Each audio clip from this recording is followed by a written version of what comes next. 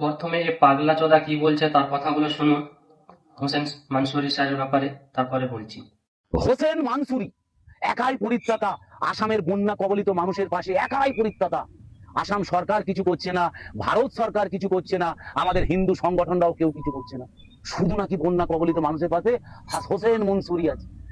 ভাই এটা কোন লেভেলে দোগলামি শুরু করেছিস তোরা? হ্যাঁ, আসামের বন্যা কবলিত অসহায়ের মানুষের ভিডিও তুলে ও এরা নিজেদের দেখাচ্ছে, যেন আসামের পরিত্রাতা ও একাই।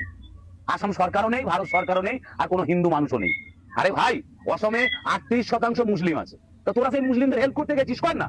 কে বারণ করেছে? হ্যাঁ, মুসলিমদের তো হেল্প করছিস, ভিডিও ফুটেজ ফটো ফুটেজ খাবি বলে কিছু হিন্দু মানুষ। তো এ পাগলাটার কথাগুলো শুনে নিলেন কিভাবে বিভেদ লাগাবে হিন্দু মুসলিমের। তো আমি বলতে চাই এর তার কাটা গেছে, কেউ একে বহরমপুরে নিয়ে গিয়ে অ্যাডমিশন করে রাখুন, না তো এ সমাজে এমন ভাবে ভাইরাস ছড়াবে, অশান্তি করে দেবে। বুঝতে পারলে বন্ধুরা? আপনাদের মত কি অবশ্যই বলে যাবেন আর ভিডিওটা শেয়ার করে দিবেন।